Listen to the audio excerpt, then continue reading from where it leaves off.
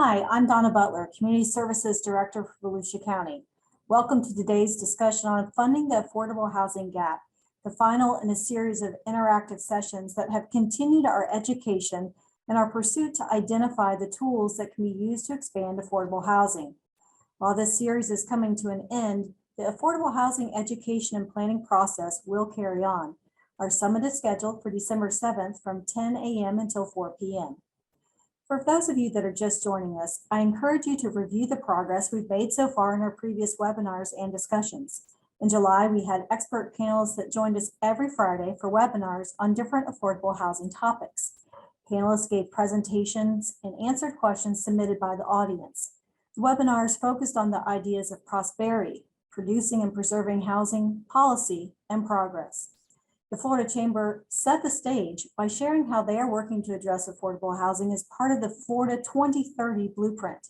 We also heard from experts that identified methods of funding, ways to preserve the existing stock of housing, strategies for developing new housing, the barriers or benefits that exist in policy, and we even heard from people that had put affordable housing plans into action. During the last couple of months, the Affordable Housing Initiative has continued to build on the knowledge gained previously by holding live interactive discussions about affordable housing. We began by considering what makes a good plan.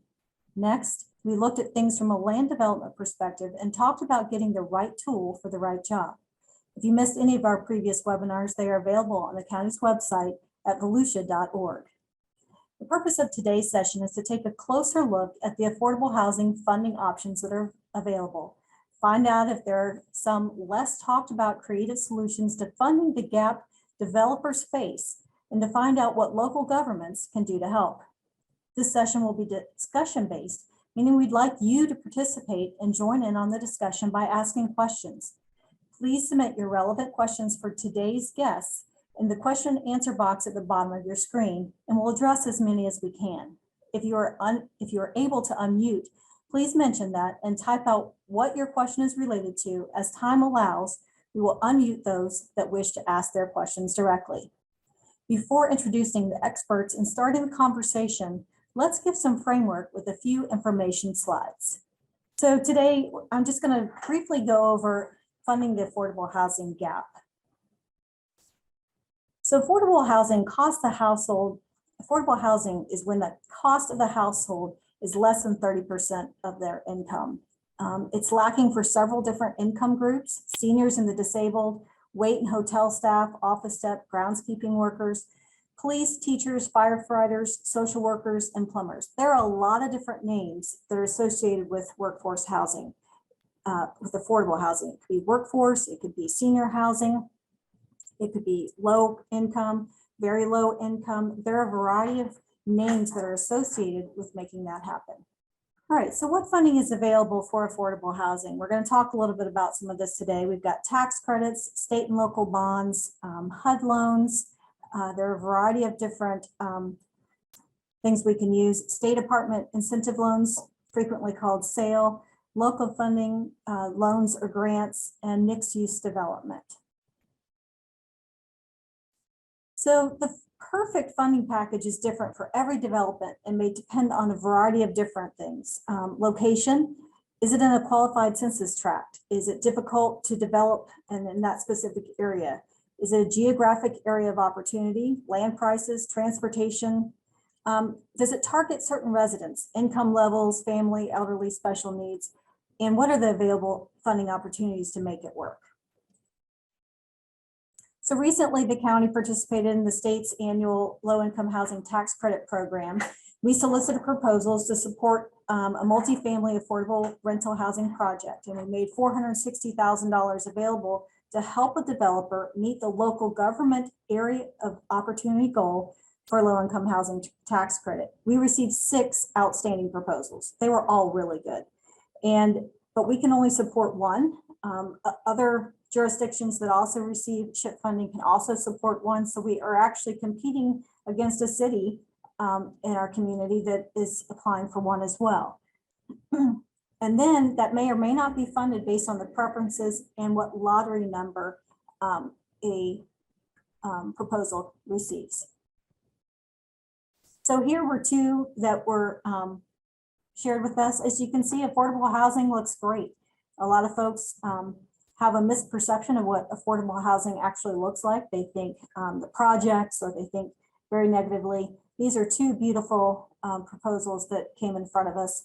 Banyan Hammock, which was the proposal that the county forwarded during the last session, and this is at Fountainhead, was what we presented to move forward this year.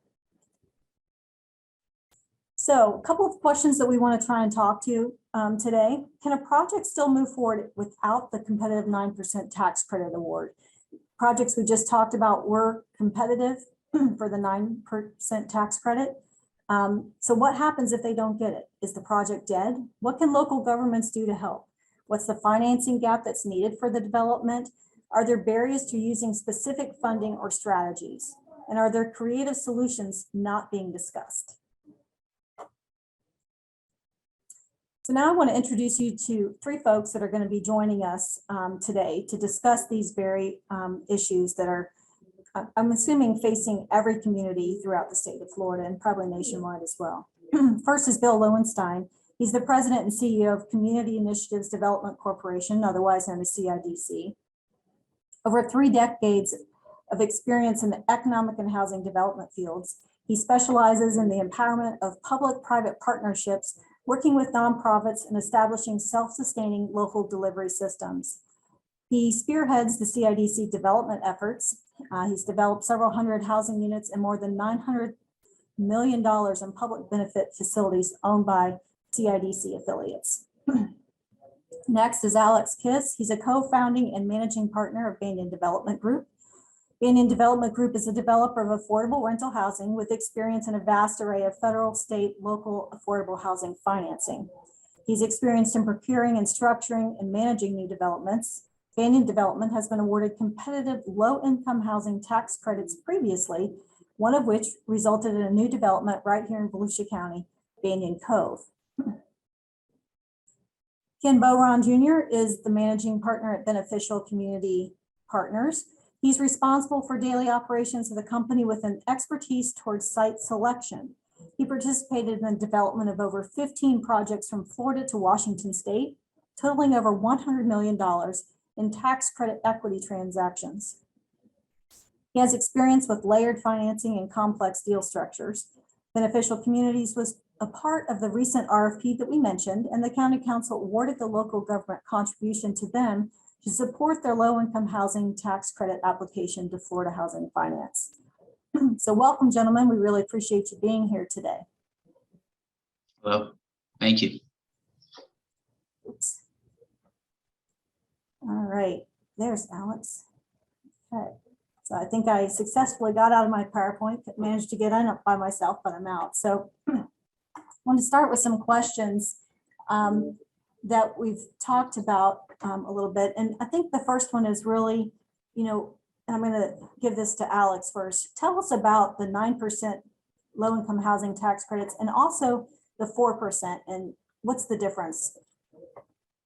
Sure, thanks, Donna. Yeah, so the federal government has a section of the Internal Revenue Code, Section 42, it was created in 1986 to create public-private partnerships to finance affordable housing development. And so there's 2 types of low-income housing tax credits. There's the 9%, which is also known as the 70% net present value credit.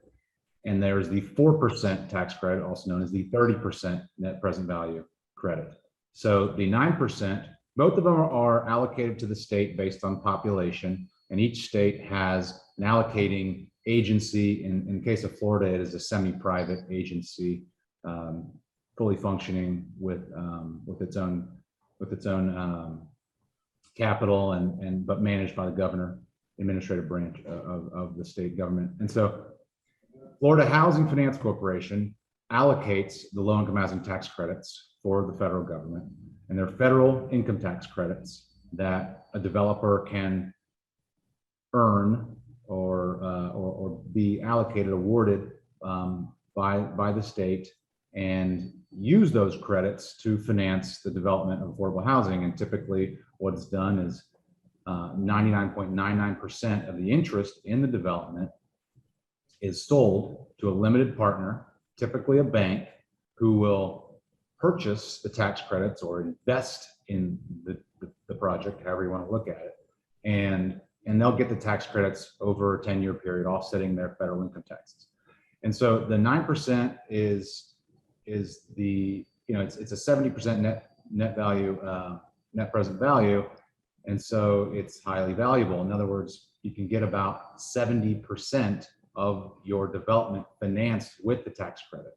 And so that's coming in the form of equity that this limited partner investor is providing to the development. And the 4% credit is a 30% net present value, roughly. That's the name of it. And it maybe equates these days to closer to 40%. But the bottom line is that's the amount of equity you're getting. The rest has to be funded from other means. Now, the 9%, you can typically fund the rest of the development, the other 30% remaining after the 70% you're getting from the equity partner, with a loan, a private loan from a bank.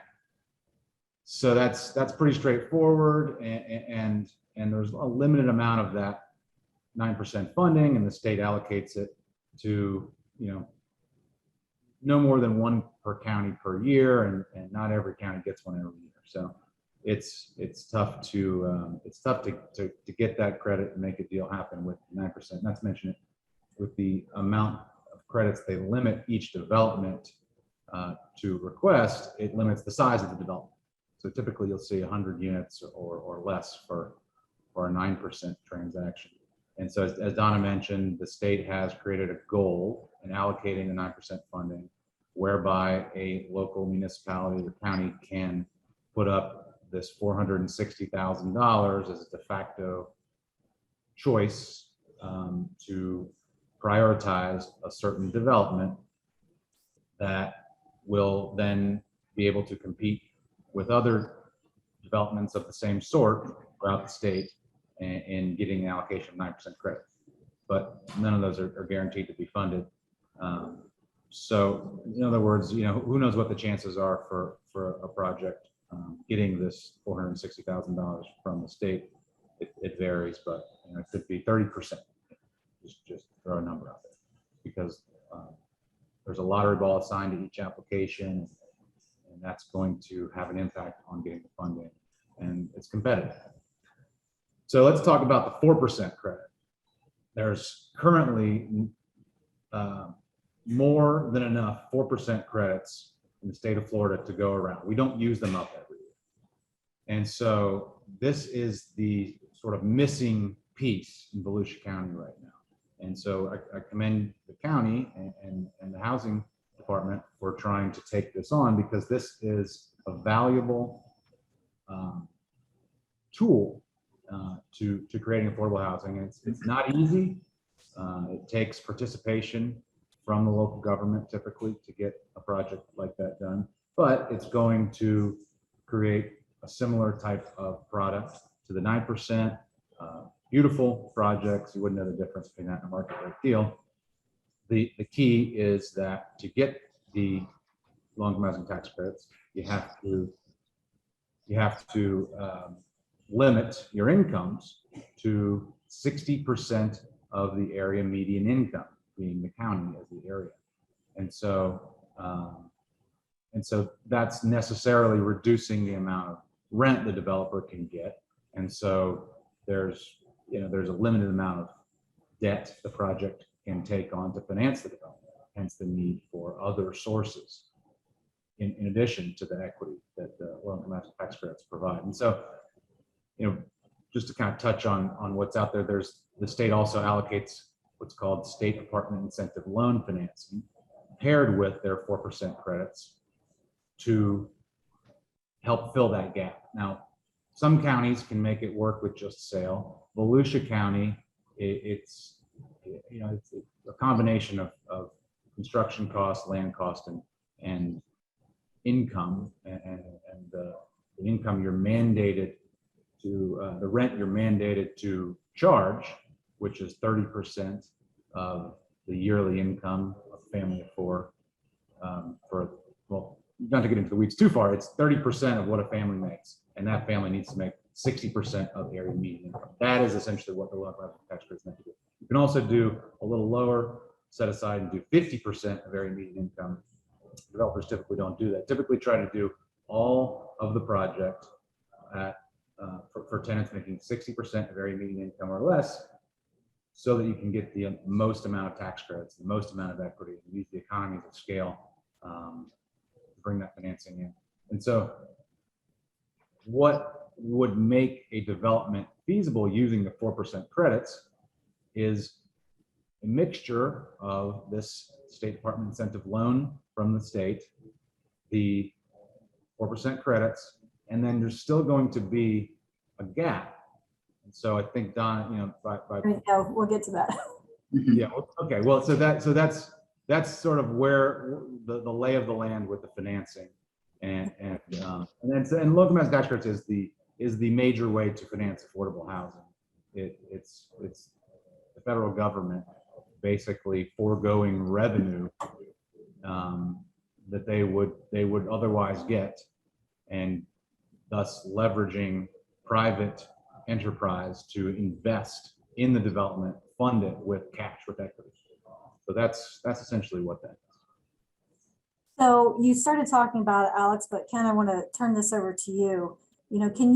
Can a project still move forward if you don't get a 9% tax credit? Have you done anything different in your developments that have, allowed that spreadsheet, if you will, to kind of work if you don't get the 9%? Can you share some of that with us?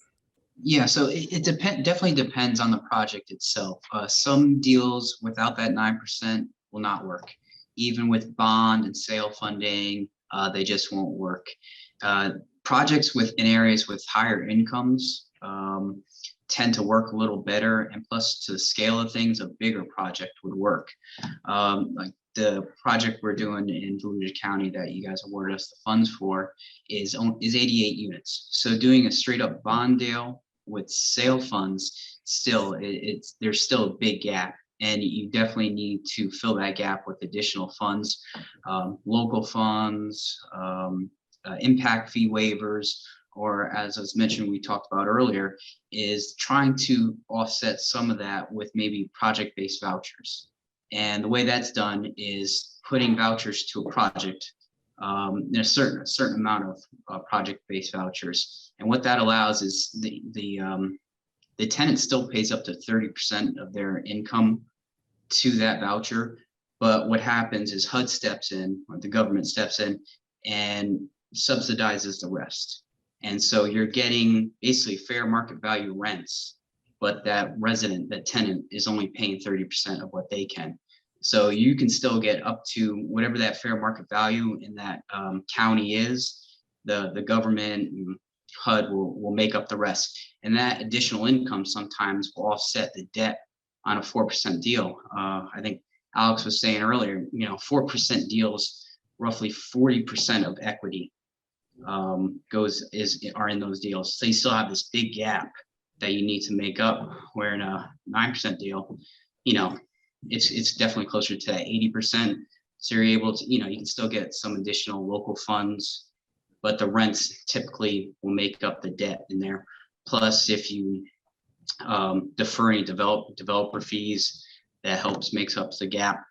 But the 4% is it's too big. You're looking at a 60% gap and not enough income from the residents to try to make it up. So, what other things can you do to help try to fill that gap? There's also FHLB loan, depending where you're at area, and there's home funds, CDBG funds. If you're in an area that was recently, say a hurricane went by, there's something called CDBG DR or RD. Those funds help fill the gap as well. So there's other means to try to fill those gaps, but sometimes it's just a lot harder, where in some areas of Florida, if you're in South Florida, you could utilize just 4% sale money. And if you have enough units, you can help fill that gap with the rents you make. And those deals work a lot better because the thing about sale funds is you still have to pay them back at the end of the day. They're usually very low interest. I think they're around 1% interest, but they definitely help. Plus, you can usually only use, I think it's 25% of the total value of the development you can use sale funds for. So there's usually still a gap after that.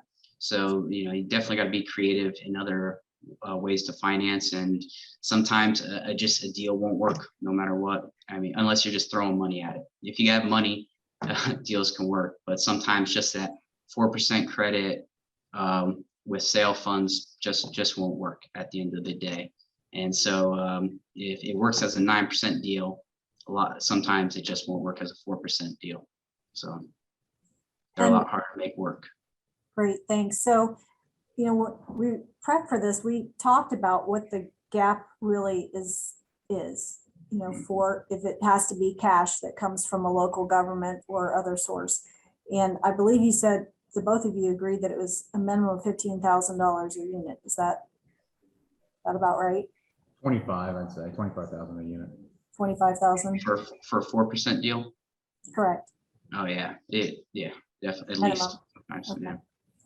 So knowing that, and that's a lot of money, and with Volusia County, as you had just said, the income levels are lower, so the amount that we have set aside for affordable housing isn't going to stretch very far. I want to talk a little bit about some other things other than the 9% and 4%, and that's kind of where, Bill, you come in, because CIDC takes a totally different approach. So could you share what you all have done to be successful with affordable housing and development in the state of Florida? So it's basically a nationwide model that we are not in the 9% or 4%. Sometimes we're in the 4% market, but basically we use an economic development approach to create affordable housing, being that there are certain elements that are necessary for our projects. Number one is we like doing mixed use. So there will always be a commercial or an office part of that project, which will give us income necessary to carry some of the low and mod units. Number two is we always do a mixture of market rate and low and mod. And normally the low and mod is about 20% of the number of units. And we try to avoid the 4% credit because of the overhead involved in that credit, and that you have to use tax exempt bonds. And basically, if we can offset that with income from the commercial element, we'll do that. And we use some of the HUD's economic development tools, such as 108. We use SBA 504, which is another tool to make the commercial rents attractive, so we can attract use those commercial rents for the units. We have for a number of years we had a contract with HUD to do faith-based. We learned a lot from that. We still do faith-based, so we frequently will work with churches or a temple to we'll do a joint venture with the faith-based, and the church will throw in, or the temple will throw in the land. Land is a big component, and it gets more and more precious, as you know. They'll throw in the land as equity, and we work out a sharing concept. Just to give you a couple of ideas, Belgrade, Florida, which is part of Palm Beach County, we had an abandoned historic building, which was an old courthouse. We used 108 to fund that project, and had 8 units of affordable housing in there. 80% it was HUD money, a large retail concept. And then next to it, we put up a 40 unit project that was conventionally financed by banks. So there was recourse loans, and then we took it out with a Freddie Mac, and which is other sources. We've used the HUD FHA 203Bs, which are T4s rather, which are, if you can, I've been doing that for 40 years, but it's a very lengthy, as I think Alex said the last time, it's a very lengthy process, but if you can have the stomach for it, it is 3%, 40-year money. We're used to working with that program. We tandem it with 504. We have a project in Austin, Texas. The first floor is transitional housing, which I know is a little bit beyond what you're discussing here, but it is affordable. And on the second floor, we're putting a commercial kitchen up. And then hopefully people who are working, live on the first floor will go upstairs and work at the, work in the commercial kitchen. The mayor told me he thought it was a little bit like Dickens, but it still pays for the low and mod clients. We're looking at a project right now in Daytona, which will be using a similar type of approach with the large commercial element in it, but also affordable housing. So that, and we do it a deal by deal basis. And we find that that's the best approach. And frequently we will work with local developers. The last thing I want to add is we are an opportunity zone fund. And that also helps us with affordable housing, and that the OZ zone investors are interested in affordable housing. They have a little bit more tolerance because of the 5% built-in federal government waiver of their capital gains tax. So every deal is different, but we mix and match to get where we need to get. Great, thank you. So, two totally different ways of looking at affordable housing. Is there any kind of funding that we haven't discussed? You had mentioned using CDBG or home dollars. How are they generally used? We've always been concerned that developers won't necessarily want to use them because they come with all the strings of development processes that take a lot of time. They can slow a project down, which I know that adds to your development costs. You've got to follow the Davis-Bacon rules and all the reporting requirements. So how often do you use them, and how successful have you been in using them, Ken? We've actually used them. So in Georgia, they have them a lot in Georgia, especially if you do a rural deal in Georgia. You're able to do it, but you're able, depending on how much you get in home funds, there you can get a few $1 million in home funds. So that's, it's a little easier pill to swallow. If you're only getting 100,000 or 200,000 home funds, you kind of step back and think about it, because like you're saying, there's just so much added on to that. I mean, you got Section 3, Davis-Bacon, you have a lot of stuff you have to worry about. Plus, it's almost a different accounting approach to it, where your GC or your subs have to do stuff a little differently, and you also have to pay people higher wages as well on those. So sometimes they just don't make sense to use in a development. It's just 9% deals in Florida, you probably wouldn't need them. CDBG funds, you could use those. We've used those before. We've done homeless veterans housing across the nation. So we've used home funds on those, as well as CDBG funds. We used local nonprofits will help pitch in for affordable deals, depending which area you are and which area they work in. You can get some funds for that, grants, which are great, because sometimes loans, even when you got to pay them back, you're not to scale. You don't have enough units, or the income's not enough. So even if you have the sources, you're still not able to make that monthly rent or the monthly payment to pay them back, because you just don't have enough units, or the rents are not enough. So it's sometimes a little difficult. So sometimes you definitely, even if those funds are available, you got to question if they're worth using or not. If I could just jump in something that Ken said, I just want to point out, since we're dealing with HUD all the time, that if the project is 4 stories or less, the Davis-Bacon rate is the residential rate, which is half the commercial rate. And the residential rate in Florida is lower than what you usually have to pay people at. So that's just to keep in mind for buildings that are 4-story or less. So one of the things that you had said, Bill, was that one of the successful projects you had a land donation. Ken or Alex, have either of you dealt with that? One of the things that we're considering as a tool here in Volusia County is a community land trust. But if a local government, the land trust, or the county had land that they could donate, to the project, or I guess give you a permanent lease. I'm not sure how that really works. Has that helped you fill Sure. in the gap? And can you talk about that? I'm probably dealing with about 15,000 per unit in land cost on a typical basis. So that'll go a long way toward filling the gap. You can you can certainly come at it from that direction, and that's helpful. Impact fee waivers, things of that nature.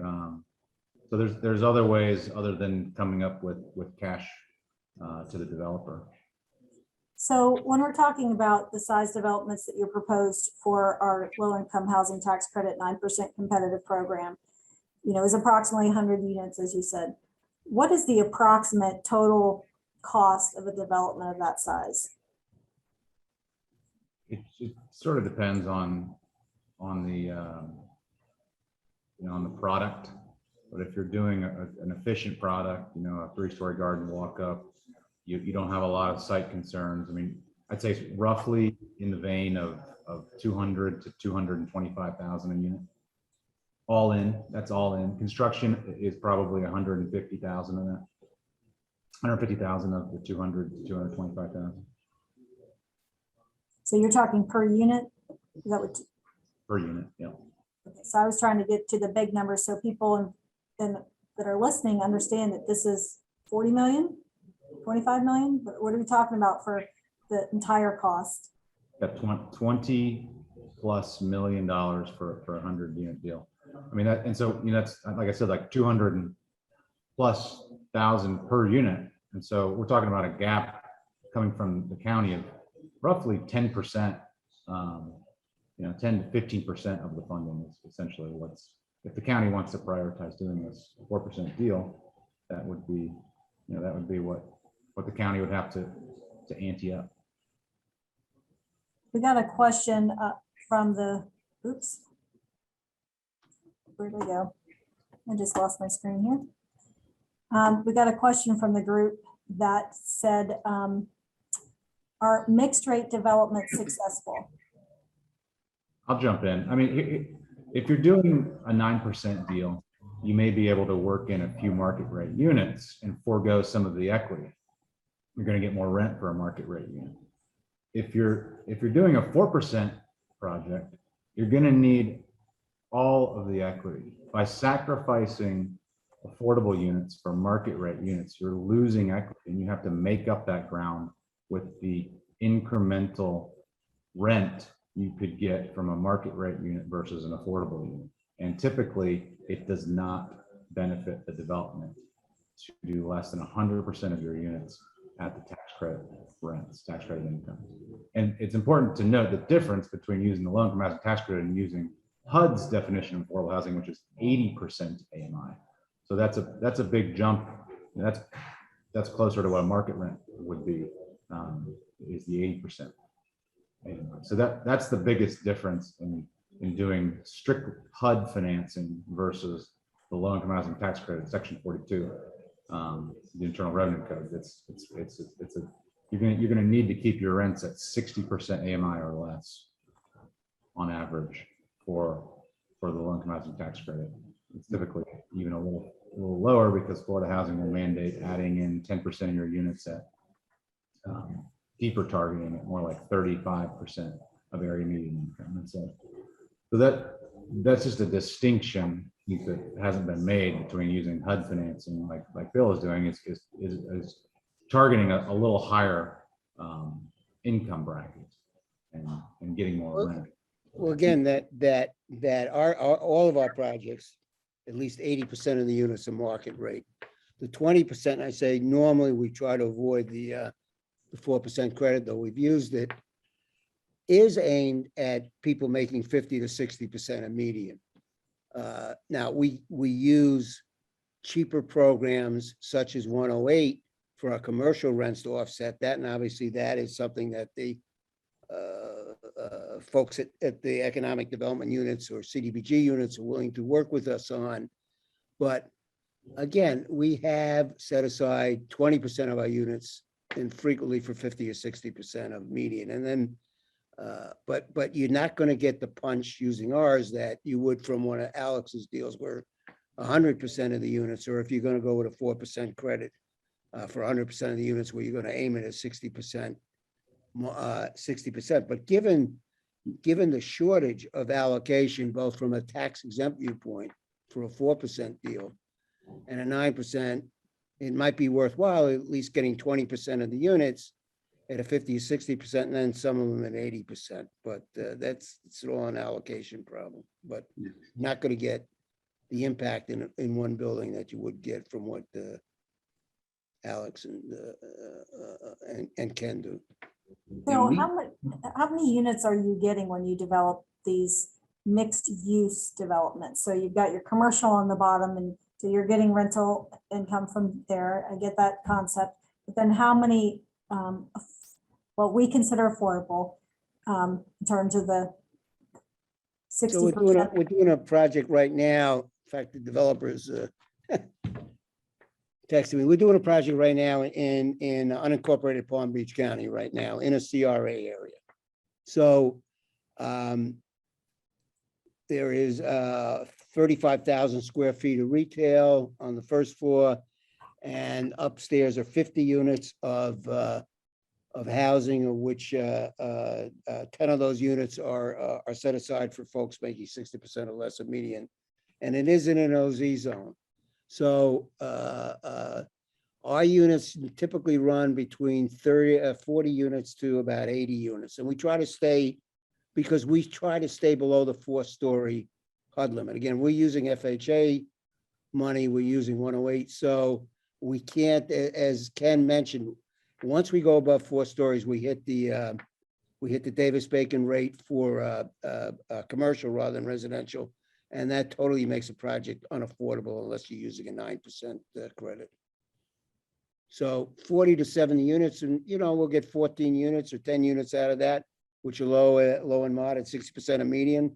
And then we've had projects where the rest of it has been at 80% to 100% of median, which is still a big need. I don't know what it is in Volusia County, but you go into South Florida or other states we work in, people who make 80% of median or 100% of median now are having a hard time finding housing. And to get back to that question with the mixed income, there's some states, so I think Alex was talking about before, each state has their own type of finance agency that doles out these tax credits. And we worked in Georgia, and Georgia has a scoring system of how they allocate their funding.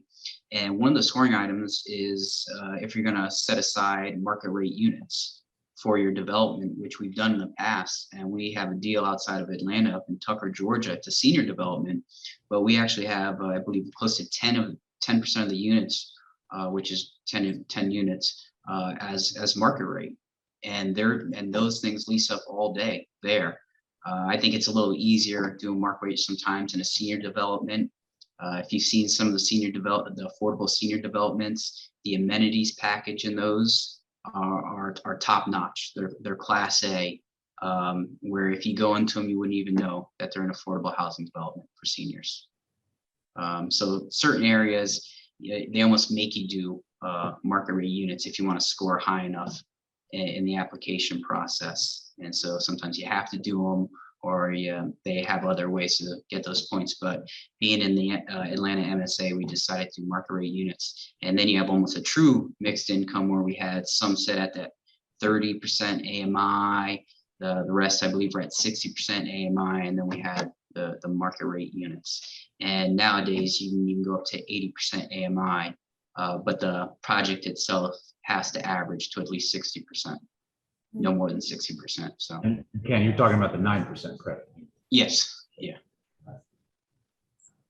So, I grew up in the era where there were projects or, public housing, and there's a very negative connotation of what that is. And do you believe that the averaging and the mixing of the incomes has made the words affordable housing less worrisome for folks that see that coming into their neighborhood because it is so different? Do you still face that kind of situation? Definitely. There's still NIMBYism. Right. Well, I mean, No matter what. there's a huge distinction between public housing, which is developed by HUD, essentially by the federal government and their satellite public housing authorities, which are completely project-based, Section 8 typically, so you don't need to be working, it's the federal government's paying your rent, versus low-income housing tax credit development developed by a private developer, invested in by private enterprise banks, with loans, private loans from banks. Those are, and you don't have any project-based Section 8, which typically we don't. We're choosing tenants who are able to pay the rent, hardworking people that are just looking for an affordable place to live, and so there definitely needs to be a distinction reiterated over and over and over again in what is public housing and what is public-private partnership, leveraging public resources to develop the project, not necessarily maintain it, operate it, and give a handout to people to pay the rent. Well, I want to come in here and as a guy who came out of local government, even though it was many, many years ago, we still do joint ventures with public housing authorities. Just did one in San Antonio. We did one in Reading, Pennsylvania. And we can have a big discussion about NIMBYism and what it means. When the city of San Francisco, and we work in California, when the city of San Francisco tried to put in density allowances and try to revert from single family zoning to multifamily zoning, even though they were talking about market rate housing, that caused a uprising. So in New Jersey, density zoning around transit centers are a cause of concern. So it's something you have to deal with, but I'm not going to knock a lot of housing authorities do good work. They're now encouraged by HUD to do mixed use projects. The one we did in Reading was 80% market rate, 20% low income. We were able to achieve that because the housing authority threw in some sites. The one in San Antonio, that housing authority is very active in market rate. You don't have that in Florida, at least the areas I work with, where the housing authorities are stepping up as they're encouraged by HUD. I'm not going to knock that model. I was just talking about the difference, Bill. I wasn't knocking it. I was talking about the difference and if that causes issues. So one of the next questions that came from the public was, does the location of a project impact the funds that are available for development? We talked about that before initially when we started talking a little bit about the criteria for the 9%, but even beyond 9%, does the location make a difference in being able to secure funding for your projects? Yeah, it does. Depending where you're at, if you're not in the boost area, what they call a QCT or DD or SADDA these days, you're not able to get that 30% eligibility boost in your funding. And so that's huge. If you're not in one of those boost areas, you're taking 30% less in your eligible basis. So that just means more of a debt at the end of the day. Also, and if you're in certain CRA areas, you're able to sometimes get CRA money involved, which is helpful. Or if a bank has a CRA need, they might pay you higher amount in your credits. When Alex was explaining the 9% deals before, how you have this investor who's buying these tax credits and they get their dollar for dollar tax reduction at the end of their tax liability. Nowadays they're paying 90 cents, 92 cents, whatever it may be. But if you're in a certain area where they have a certain what they call CRA need, they might pay you even more. They might pay you dollar for dollar. And so now that's just more equity you're getting into your deals. There's certain areas in different states where if you're in a different area, you can get more money in that area. It just depends where you're at. So location definitely plays a key. I know Bill was talking about the OZ zones earlier, and people who have all this additional cash that need to put it out there so they don't want to pay the taxes on it. They might invest in areas because it's in an OZ, so they don't have to pay those capital gain or a certain amount of capital gains back. So I think location definitely plays a key, as well as your chances of actually getting funded. Whether you're in a certain area, getting a 9% deal or 4% deal, you might be in an area that the state is not steering you to, so you wouldn't want to go there. You wouldn't want to be in it if the state says, okay, here's where we want developments to be, but if you're not in that area, good luck getting funded. So I think it plays a big role. And plus, at the end of the day, it's still real estate development. You still want to be in good areas. So. Yeah, I mean, land, just to piggyback on what Ken's saying, your land cost is a huge part of your budget. And so that's going to have an impact. Having a good neighborhood is certainly going to come with its price tag. You know, and to get back to the boost, I mean, that what that equates to is the amount of tax credits. So if you're in a boost area, like Ken was saying, then you'll get 30% more tax credits. And so when I was talking previously about the kind of financing parameters, the assumption is we would be in a boost area, because if we weren't, you know, for a 4% deal, you'd have really more like 30% net present value for the equity investment, and then you'd have to add 10% more from a local government like the county to fill your gap. You know, instead of 25,000 units, you'd be at 45,000. So that's a significant impact with site selection. But there's, you know, of course, other aspects to getting the financing. Like sale will require proximity to services, and so not only do you want that from an operations standpoint, you want to be in a neighborhood people want to live in with amenities nearby. You're also going to have to meet some basic parameters to score for some of the competitive funding. So all three of you have worked around the country, and you know, we're trying to figure out what Volusia County can do, whether it's Volusia County government or cities can do to facilitate affordable housing. What have other places done that outside of Florida? Because, you know, we have SHIP. Not every state has SHIP, you know, which provides those tax credits, that provides sale, other forms of local funding that we can assist with. What else has happened in your worlds that has facilitated affordable housing development?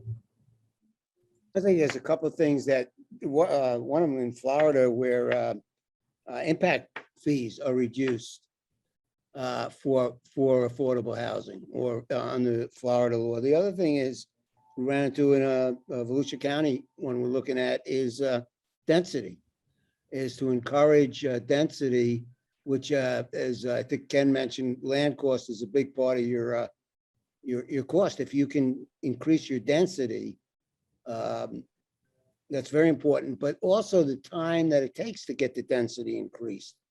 So in other words, if I'm sitting there, I bought a piece of land, and whether I used investor money, which I have to pay basically a 14% return, or I borrowed the money from a bank, I'm paying the bank back. If it takes me 2 years to get my zoning approvals for density housing, I'm paying for that. So if you're looking at density encouragement, and you're going to make the process of me getting that waiver for zoning, that makes a big difference given the cost of land. And also, if you want to impact you want to lower my impact fees or take them down to zero, that's also going to make a difference. Yeah, I know some other states, they have what they call a state tax credit. And so in those areas, you're seeing bond deals being oversubscribed. We're usually a couple years, especially with the fixed 4% rate, but usually in Florida, we're undersubscribed for our bonds. I think that's changed. But, you know, states like Georgia, South Carolina, there's a few other states, but they have state credits. And that's basically just additional equity in your deals. So you can utilize your 4%, you know, the tax bonds with 4% credits, and then a state credit, and that's an additional 25, even sometimes more percent of equity, additional equity in the deals, and that helps fill a large gap. When 4% deals, you know, 40% equity you're getting, now you get a state credit, and that's adding another 25-30% equity in the deal, and so those are super helpful. Florida doesn't have a state credit, but you have sale funds. But the good thing about state credits is they're equity. They're not a loan, so you don't have to pay them back. Alex, I think that you were involved in Orange County's recent, I believe it was Orange County's recent RFP for funds available for affordable housing. Can you tell us a little bit about that? Yeah, Orange County did a task force and had a bunch of people, professionals from the community, have a discussion, and that lasted about a year. And the outcome of that was that the county needed to create a trust fund to fill the gap to do 4% deals. And so they got that organized and funded it with, I think it's $10 million a year. And so the first allocation was a couple months ago, where they selected 4 developers, and you could ask for up to $5 million, or there was two. You could either up to $5 million if you weren't going to go for sale, and up to $2 million if you were going to go for sale. Orange County got a little higher rents, so you didn't need quite as much. It wasn't quite as high a gap as there would be in Volusia, but it's going to fund, 500 or 600 units of affordable housing for that 13 million or 12 million, whatever the amount was in total that they allocated. And so that's essentially all that the county had to do. They've gone further, and they've reduced impact fees. They didn't get into the land trust business, but I mean, you could certainly get to the same place that you could with an allocation of cash alone, from the county, with a land grant, and impact fee waivers. You could probably get to the 25,000 a unit to make that work. But they're definitely at the forefront, Orange County, of this kind of thing. It's Volusia County bought a bunch of land and solicited proposals from developers to give that land away, which was helpful. Miami-Dade County has surtax funding, and they allocate that to developers, essentially gap funding. Do you know where the Orange County Trust Fund dollars come from? Taxes. It's For their general fund. General fund, yeah. Mm-hmm. Ken, I know you live on the West Coast. Are you familiar with what Pinellas has done over there? Yeah, a little bit. We haven't done anything with them just yet, but I've talked to the gentleman a few times with the pennies for Pinellas, and I believe they're willing to give up to deal. I believe it's, if you're the unit rents at 60 to 80%, they'll give you up to 25,000 per unit, but then if it's below 60% AMI, the rents, what they'll do is they'll buy the land for you and lease it back. And so, which is interesting, and we haven't done anything there yet, so I might have some of that I might have that backwards how they do that, but that's what they're doing. And I forgot, I think it's just through tax base as well, and just an incentive for affordable, because they needed it there, kind of like everywhere. They need affordable housing, especially in Pinellas, where you're the most densely populated county, one of the smaller counties, but most densely populated. And so it's definitely harder to find land there and do deals there. So they're trying to do anything they can to bring more affordable housing to that county. So I think it was the penny for Pinellas, right? And so it was a sales tax initiative that was voted and approved by the voters there. So that's a pretty big amount of funds that they've accumulated there and anticipate, I believe, every time. Bill, I know you're in South Florida. What funding mechanism does South Florida, you're in Palm Beach County, right, primarily? Yes. So do they have a dedicated funding source for affordable housing? No. What they have is a waiver of impact fees on a competitive basis. And they have density zoning pluses, especially if you do market rate, you can get higher density, and in return for doing some affordable units, which I think is similar to J51 in New York City, which they copied. I think Palm Beach actually does a some gap financing, essentially to offset impact fees. As Yeah, well. yeah, I mean, that's what I was, Mhm. Yeah. I mean, they use all, they use your tools, the SHIP funds and all that stuff, but, All right, so what other funding is out there that we can look at? Anything that we haven't talked about today? well, I was you gonna say guys, with, do you do affordable single-family housing? We do in Volusia You might- County. You might want to look at 203K. We've used that. What is 203K? That's HUD's low-cost renovation program. It helps people buy and renovate a home.